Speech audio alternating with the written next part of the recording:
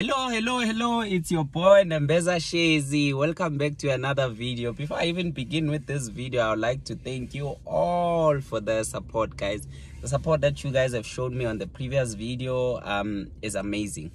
The video is sitting at almost 400 views already on YouTube, and I've got almost 100 subscribers in just less than 3 weeks. So that's very impressive, and I would like to thank you all for that. If you're here for the first time, please do smash the subscribe button and turn on the notification bell so that you don't miss out on any videos that I'll be posting. If you didn't see the previous video, please check out the link in the description below so that you don't fall behind, because today I'll be going into details as to how I sold a finance car back in 2021. Before I get to the main purpose of today's video, which is how I sold the car that was financed back in 2021, it's important that I answer some of the questions that you guys have been asking since the last video.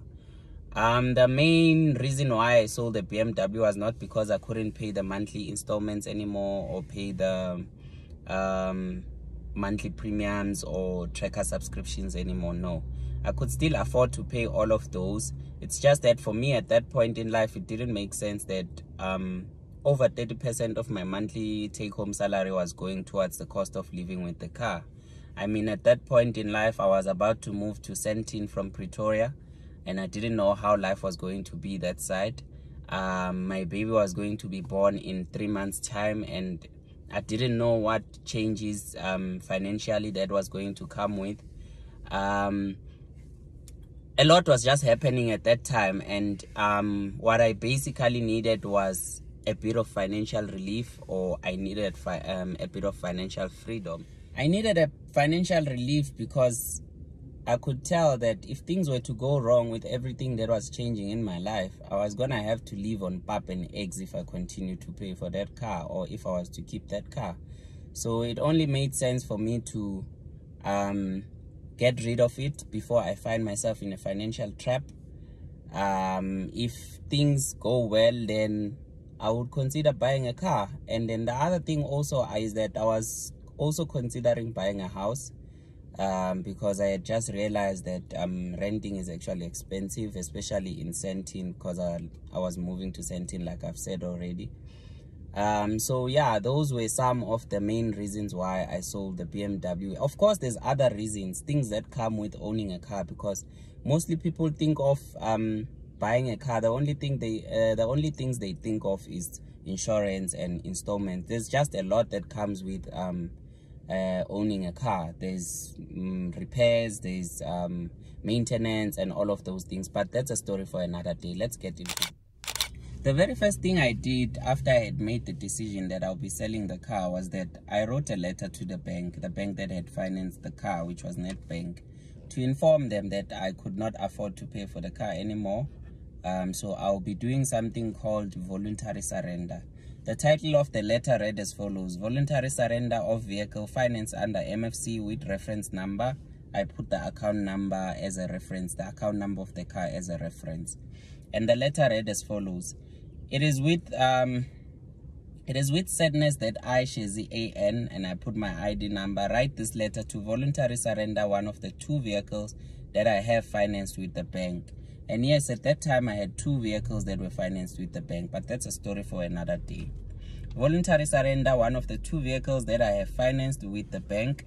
Due to financial difficulties and unforeseen circumstances that have occurred during the year, I have found myself in a situation or in a position where I can no longer afford the 2018 BMW 320M Sport that I have financed with the bank. The recent increase in interest rate and petrol hikes have also made things worse on my side. I am writing this letter to voluntary surrender the vehicle to the bank in order to avoid falling behind with my installments, which may lead to a repossession of the vehicle. I am, however, willing to pay for any shortfall that might be due to the bank through an arrangement over an agreed period of time and agreed monthly payments that I can afford, considering my recent financial constraints. Guys, my reading skills are very bad. I'm reading something that was written by me, but it's just a bit off. But anyways, That's the very first thing I did. I sent the letter to the bank and I waited. I think 2 days after, I got an email, but that email was just the bank forwarding my email, because I sent it to Caroline, like I explained. They were forwarding the email to the collections and something department of the bank to inform them that they must come and fetch the car. And then I waited after for, I think, another 3 to 4 days. And then I received a call from someone from the collections department of the bank, the financing house, who was making an arrangement as to where and when can he come fetch the car. So things were starting to fall into place. At this point, I was very nervous because I didn't know how this was about to turn out, because I didn't actually ask any expert about this. I just did myself some research on the internet and found out that there's something called voluntary surrender. And yes, of course, I had tried other routes to sell the car, like going to dealerships. I had already even went to We Buy Cars, but the offers were just so bad. The offers they were offering for the car were just so bad. They were going to leave me with a very high shortfall. And I'm going to explain what's shortfall in one of the other videos when I explain interest rates and the other things. But anyway, let's continue with this video. I think a week after we had made the arrangement with the guy, they came, 2 of them, they came in a car. They came to my workplace. They picked me up, and then we went to where I was staying, where the vehicle was, because most of the time I was walking to work, and I would only drive when I go see my partner who was working in Soweto by that time. But anyways, they came. I had to sign a few documents. They did an inspection of the car. They went around, mark all the where there's dents. Well, it didn't have any dent, but where there's scratches, did it have all the wheels, how good are the wheels, all those sort of things. They did like a proper inspection of the car. After they were done, I signed a few documents, and voila, they took the car and left with it. And then a day after, someone called from the bank again.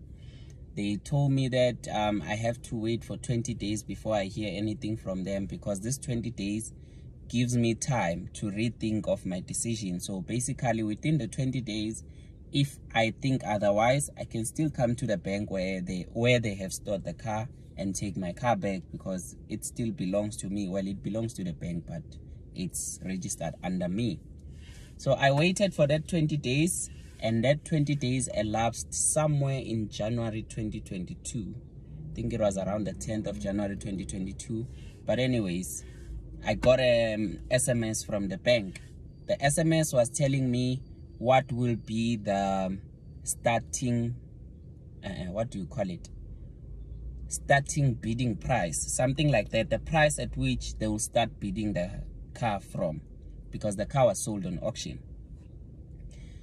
I was not happy with that amount, but at that point in time, there was no turning back, because the bank had the car already and it had been set for an auction. So a week after, the auction went on and the car was sold. After the car was sold, I got an SMS from the bank. They told me how much the car had been sold for. The car was sold for 367,000 and some change. And if I recall very well, my settlement by that time was around 420,000 that I had to pay to the bank. So there was a difference, which is shortfall. The shortfall amount of the car was roughly 54,000, if I recall well. But when I spoke to the guy as I was making arrangements for the repayments, he told me that if I was to pay the amount now, I was going to get a discount of 10,000 rand. Yeah, it was 53,000 rand. But if I paid immediately or within 60 days, I was gonna get a 10,000 discount, meaning I was only gonna pay 43,000. So I paid the 2,500 and something that we had agreed on for 1 month, and then after that, me and my partner decided that, you know what, let's just settle the car. So we had some money hidden somewhere, so we settled the amount and the account was closed just like that. Yeah, the process is very stressful. One thing I would advise someone who wants to take this route is that you really need to be sure of what you are about to get yourself into, because apparently it's not always the case that the bank agrees to have an arrangement in terms of payment or in terms of repayment of the shortfall, if there's any shortfall. Sometimes they want their money now, or else they take legal action against you, and that's the last thing you want, the bank going after you, because those guys can be a pain in a place where the sun doesn't shine.